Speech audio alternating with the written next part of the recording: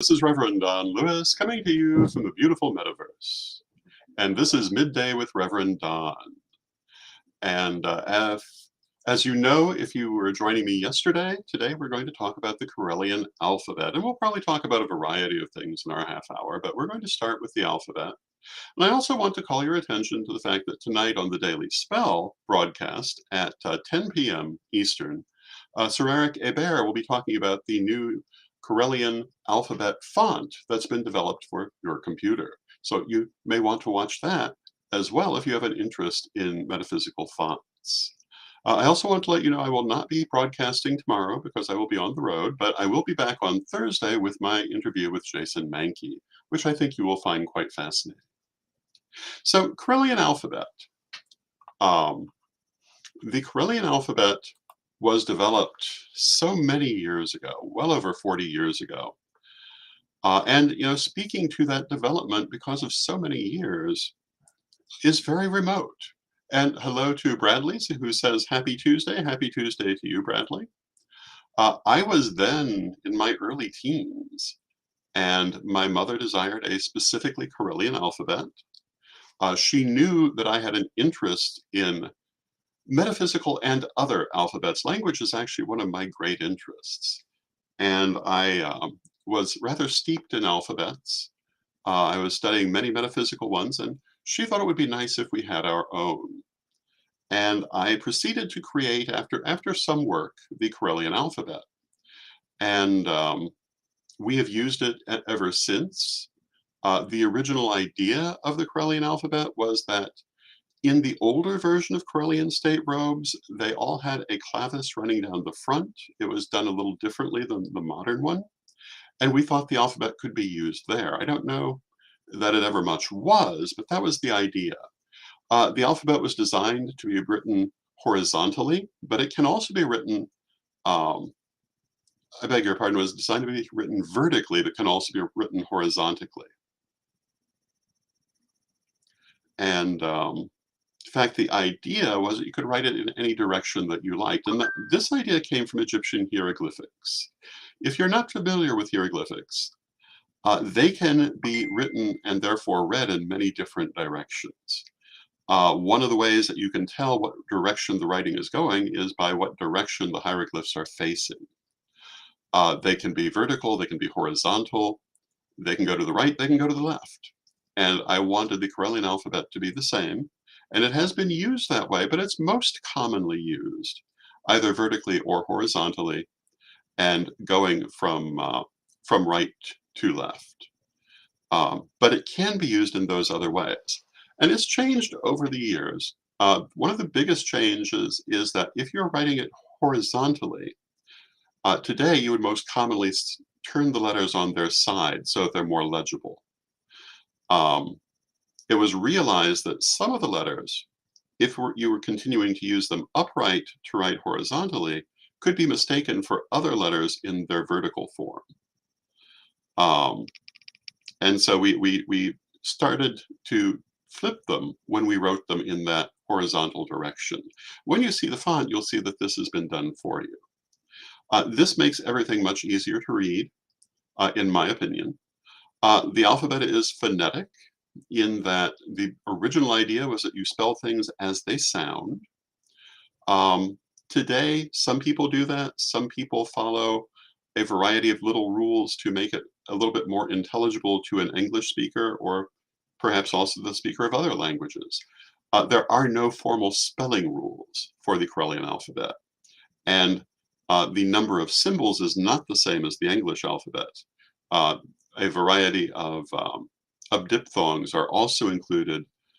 There are different letters for different sounds that in English are assigned to the same letter. So you cannot simply transliterate from English to the Correllian language, or rather the Correllian alphabet, without taking this into account. And I want to say hello to Janet, and hello to Mary, and all the people joining us in the chat room. The Correllian alphabet, therefore, as you see, was meant to be very versatile. And when it's been used in writing, both the horizontal and the vertical forms can be used in the same page. Usually these are placed within a column, which can be decorative in its own right. And there will be a guide on either side. It will be in a box, for one better way to put it.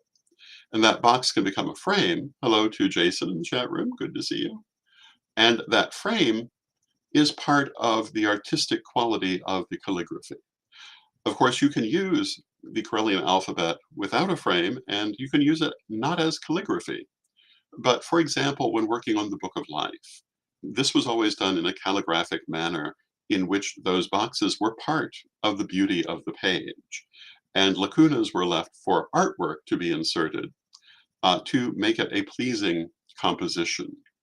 And we felt that was very important. And hello to Anna from the UK, welcome. Hello to Arlene, who is watching us on Roku. So these are some of the aspects of the Correllian alphabet.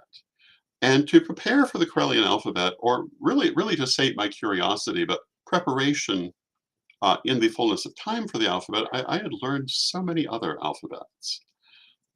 If you look behind me, you can actually see them on the library shelf, but it won't mean anything to you if you're not familiar with them. But there is the Comprehensive Dictionary of Hieroglyphics by E.A. Wallace Budge.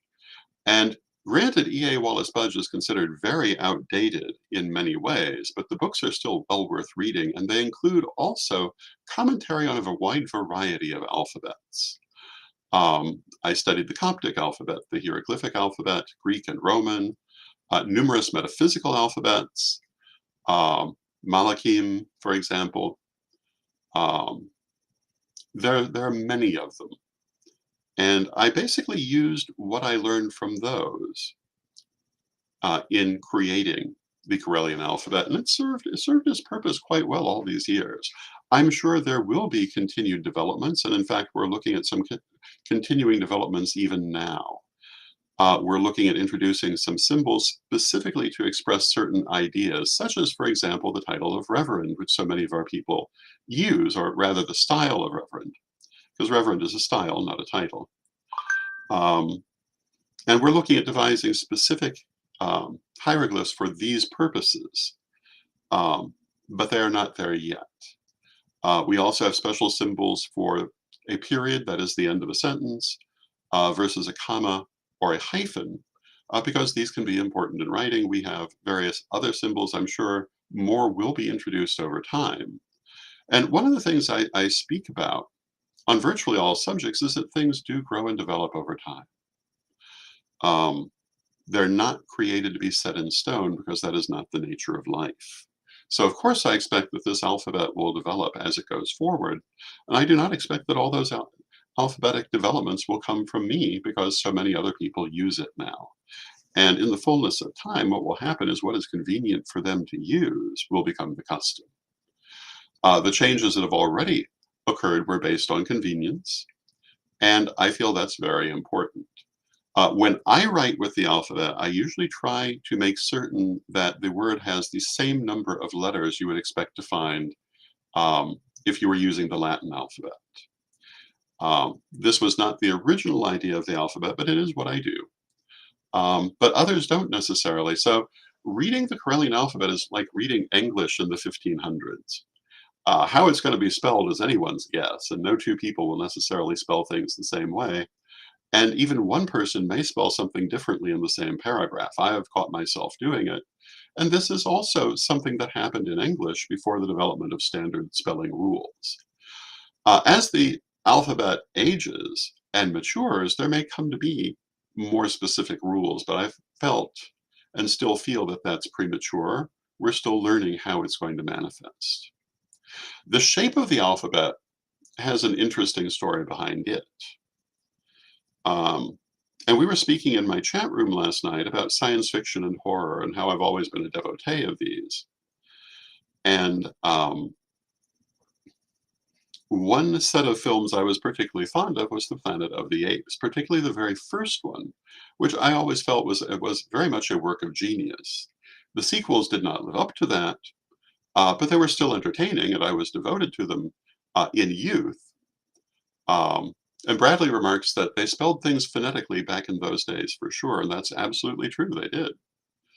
One of the interesting things Um, Among the other books in my library are biographies of Henry VIII, for example, and I remember reading a letter written by Queen Catherine of Aragon, in which you can clearly see her Spanish accent in the way she's spelling the English words, because there were no rules. She spelled them as she said them. So it's a very ancient thing, and this is also true in many ancient alphabets as well.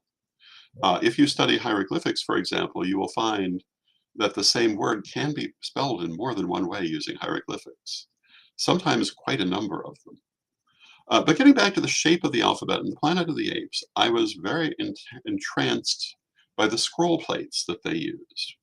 And if you're not familiar with those old films, part of the costume and set design was a special language that they termed scroll plates, because they were applied to the costume in plates. Um, but I was very much inspired by the look of these. And that has a lot to do with the origin of the Correllian alphabet aesthetically. I liked the solidity of the designs, the squareness of the designs, and how they fit within their borders so beautifully. They were artwork in themselves. So when I was putting this alphabet together, I was drawing on these ideas for its visual content. And I wanted the letters to be effectively square or to fit into a square box, for want of a better way to put it, and thence into the frames for the words and sentences. When they're assembled, they can be drawn in a number of ways that really make use of this theme. And in my opinion, they're very artistic in that way. Or you can just write them as you would normally write, and they're very serviceable.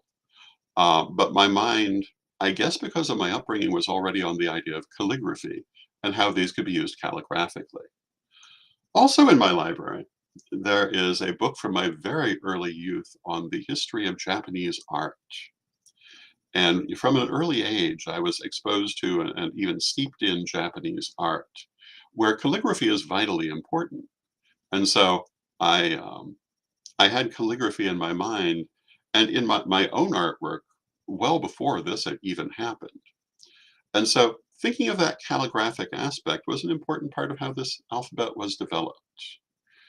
Um, and these are all aspects I would like to think that you can see when you look at it. Particularly if you see an entire page of Correllian writing. If you were to look at the calligraphic version of the Correllian Manifesto from many years ago, which has an English version on one side and a Correllian version on the other, it is an exemplar of all the things that I'm describing. The way the alphabet can be written phonetically and calligraphically, and how it fits in its box, and how the boxes are used artistically, and how artwork is used to enhance the effect of the whole. And to me as an artist, these things are all very important. To the person who just wants an alphabet, of course, they're not. But it also simply functions as an alphabet. And why did we feel we needed this? Well, part of it has to do with the era that we were in. And this sort of metaphysical alphabet was far more important than I think it mostly is now. There was a lot more secrecy. People felt more obliged to live double lives at that point. Even the Correllian tradition had not entered its truly public phase. It was still a closed familial tradition with a couple of adoptees within the family. Um, I don't think we ever had any intention of using it as a cipher exactly, but more for its quality as a key, something that makes you feel magical, in this case makes you feel artistic, creates esprit de corps. One of the places where the alphabet is heavily used is in our heraldry, and that's the sort of thing that it was really intended for. Not really to be a replacement for the English alphabet, though it can be, but to be used for specifically liturgical and heraldic purposes, where it would have meaning for Correllians and not really be relevant otherwise, or necessarily something that anyone else could read. It was our thing. Of course, today, with the alphabet published everywhere, I'm sure it wouldn't be hard for people to find out how to read it, but we've never really cared too much about that aspect of things. We were never the big secrecy people. We come from the point of view as a famous person once said, that welcome, Rob. I hope your grandmother is doing well. Good to see you in the chat room.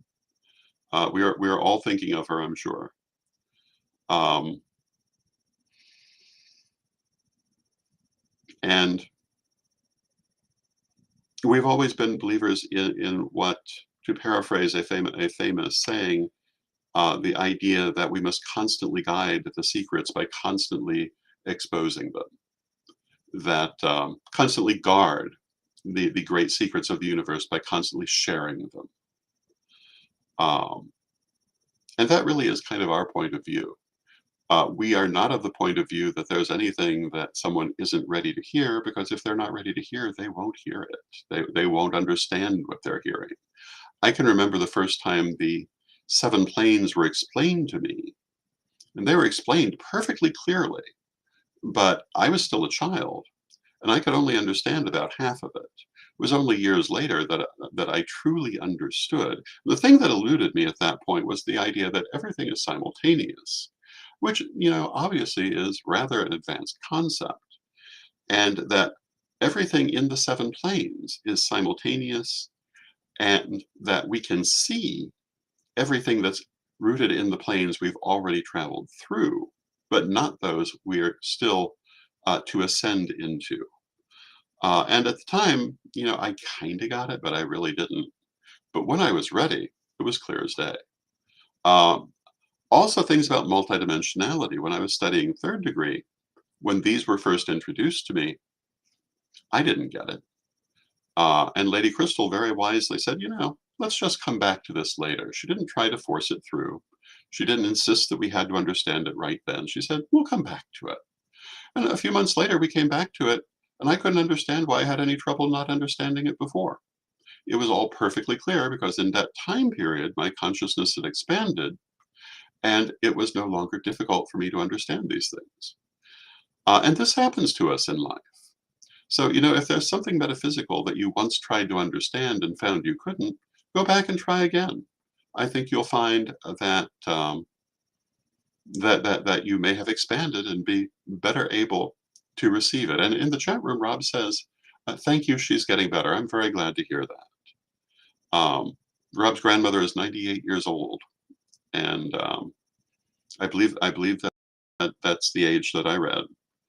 And she's having a health crisis, so we certainly hope the best for her. And at that age, anything health-wise is very difficult. So I'm sure we're all thinking of her. Of course, I recently had my own health crisis, and still working on that. But we're doing well. We're back to doing what we do, and that's good. So on the subject of the Correllian alphabet, these are the reasons it was created. This is how it was created. And how is it used? Mostly in artwork, liturgical pieces, and a few written pieces. I know a lot of people use it in spell work. It's used in heraldry. Um, I don't think anyone uses it for everyday writing, but they certainly could. Like any other metaphysical alphabet, you don't normally use them for that purpose, but you could. Um, there are so many metaphysical alphabets. And again, I studied every one I could get my hands on when I was creating the Correllian alphabet. And one of the things that I did not understand necessarily then, but did learn much later, is that some of these metaphysical alphabets are actually remnants of what were once perfectly ordinary alphabets that kind of passed from ordinary use into metaphysics. The way that ancient Greek was actually written, particularly in its cursive form, shows up in some of the metaphysical alphabets, but you would never know that if you had not encountered ancient Greek. And there are other ancient alphabets which are partially preserved in metaphysical alphabets. And I just find language a fascinating thing, and alphabets are a fascinating thing, and the way they do survive. It wasn't during the winter, if I remember correctly, I was writing a piece on runes. Runes are another example of an alphabet that is widely known, not necessarily widely known in depth. There are numerous forms of runes. Some of them barely resemble one another. They were used by Germanic peoples, but they also found their way into use among Celtic peoples and others on occasion. The Scandinavian people had numerous kinds of runes, the most fascinating being the staveless runes. And during the late period of what's commonly called the Dark Ages, the Anglo-Saxons were elaborating their runes, but the Scandinavians were simplifying their runes, ultimately to the staveless runes. And they simplified them so much that they could no longer read them. And then they had to re-elaborate on them because they had overdone it. And I've always thought that was a very interesting aspect of language. If you are interested in language in itself, there's a very fascinating YouTube channel called Native Lang that deals with really every language you could think of. It's run by a linguistic scholar who is extremely broad in the material that they draw upon, and it's very fascinating. Everything from Nahuatl to Latin to Greek to Egyptian to Basque, and things you would never consider if you did not have things that would never occur to me without this as a resource. For example, that Laconic Greek, which is the Greek of ancient Sparta, is still somewhat spoken in the backwoods around Sparta, now only by elderly people, but aspects of Laconic Greek have lingered that long. The Laconic Greek, of course, was a dialect of ancient Greek. And to realize how long these things have continued, even while the language was changing, is fascinating. Although Greek is a language that changed far less than many others. Many languages changed faster and more than Greek ever thought of doing. I'm told that if you can read modern Greek, you can pick your way through Homeric Greek much more easily than the average English speaker could pick their way through Middle English, for example. For most speakers of modern English, Middle English is virtually unintelligible unless you have a linguistic background. Many people think early modern English is Old English, and it's not. The language Shakespeare wrote in is modern English. And look how much we've changed just since then.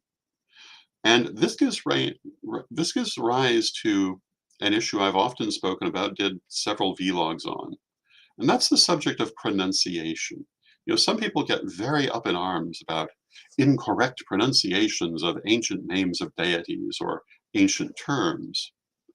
And this really is rather foolish, because in virtually no case was there just one pronunciation. All of these deities had multiple pronunciations of their name based on the time and the place. There is no correct Greek way to say the names of the various Greek gods unless you specify the time and place you're referring to, because they changed over time and through place. Egyptian even more so because of the length of their history. When people get very out of shape over the name Isis versus Auzet, I just kind of have to shake my head, because firstly, Auzet is a pronunciation. The idea that it's the ancient pronunciation of Isis is largely discredited at this point. Actual Egyptian linguistic scholars would not hold up that view, I don't think, for the most part. So getting on too high a horse about it is not really desirable. It was an early 20th century idea that has been superseded as we understood more about the Egyptian language. But the idea that there was just one pronunciation through all those thousands of years of Egyptian language does not follow. And the pronunciations that actually come down to us from the late period, Isis, of course, is English, but Isis is very close to the Coptic Ize, which is the last form of the Egyptian language. This idea that it was drastically different from that doesn't necessarily follow, or that our command of transliterating ancient Egyptian is good enough to know where the changes would lie also doesn't necessarily follow. And Mary in the chat room says, surely a deity can figure it out if someone is calling on them. And, I totally agree with that. If you look at almost all ancient deities, they had numerous epithets. So obviously they answered to more than one thing. If you called upon the deity by their epithet, I'm sure they would have answered. If they can answer to that, they can answer to whatever they know is attached to them. I think that worry about that is very much a human concern, not a divine concern. One of the names that has the widest variety is Persephone. I can remember people talking about how Proserpina, the Latin pronunciation of Persephone, is bastardized by the Romans. But actually, Persephone, or Proserpine, was the Greek pronunciation of Persephone that was used in Magna Graecia, which is the Greek that the Romans were next to and listening to. Proserpina was actually very close to the Greek they were hearing, was not close to the older Greek. But if you go back to the classical period, Persephone was one form, Persephata was one form, Persephassa was one form, and there were others. There was not just one form depending on where you were. And this is true for a number of those deities, no matter what culture you're looking at. Odin is another. Odin is, I think, the most common pronunciation today, but it was also Wotan, Woden. There are numerous of them, depending where among the Germanic tribes and Scandinavian tribes you were. It was not a universal single pronunciation. And, we can argue that it's not necessarily a difference in the word, but in how it was being pronounced. But, this is all semantic. So my thing is, yes, use the best pronunciation you can find, but don't lose sleep over it. I remember once on the vlog having a conversation about this very conversation, how you pronounce things. But in this case, it had to do with semantic arts. And I had someone who was very offended that I said geomancy when it's clearly geomancy. Well, in the English language, no, it's not geomancy, it's geomancy. The same as it's biology, not biology. The same as it's geography, not geography. This is how we normally bring Greek words into English. So it is chiromancy, which is palmistry, arithmancy, which is numerology, and geomancy, not geomancy, but I don't see anything wrong if you do pronounce it geomancy or geomancy, either one. I know what you're saying, and why should I get twisted out of shape because you're using one pronunciation or another? There really is no right way to pronounce the English language, except for the received pronunciation, which is constantly changing anyway. If you hear how the Edwardians used the received pronunciation versus how people use it today, or RP English if you prefer, they're not the same. They have evolved. For American English, there was formerly the transatlantic or the North Atlantic dialect, but it's basically extinct today. And everything else is just regional variations. There is not one that has a propriety that the others don't. So my thing is pronounce it as you will, but do look for the one that is best, certainly, but don't lose sleep over pronunciation. Another one, of course, that constantly happens is the pronunciation of Samhain, the Halloween coinciding holiday, the Feast of the Dead. And some people get so bent out of shape when people mispronounce the word Samhain or any of its various proper Gaelic pronunciations versus Samhain. And on one hand, I get that, but I have to point out to you that Beltane is as egregious a mispronunciation of Balthana or Balshana as Samhain is Osoan. And Deosil is just off the charts as a mispronunciation of Jostle. Nobody ever seems to get upset about those, nor should they. It's silly. We need to be a little bit more understanding of these things. And that gotcha moment that you think you're getting when you're correcting someone's pronunciation, really isn't all that great a thing, in my opinion. Certainly share with them what you know, but in that spirit, not in the, oh, you're wrong spirit. And I think everything will be better for all of us. And with that, we have reached the end of our half hour. I'm going to say good afternoon, everyone. I hope that you've enjoyed the show. And again, I will not be broadcasting tomorrow, but I will on Thursday when we will be seeing my interview with Jason Mankey, which I think you'll find quite interesting. I certainly did. Now, let us close with our prayer. Divine Mother Goddess, Divine Father God, beloved ancestors, we ask you to help us to accept the diversity and variety of human experience. Help us to embrace change, diversity, and the beauty of variety in our lives, and to know that these are the nature of life, the purpose of life, to fill in myriad wonder the space allotted to us in this plane. We do that in our daily lives and in the forms in which we live. Let us embrace this as the beauty that it is. Beloved Mother Goddess, beloved Father God, beloved ancestors, we thank you. And may you be blessed now and always. And may you be blessed until next time, and we will see you then.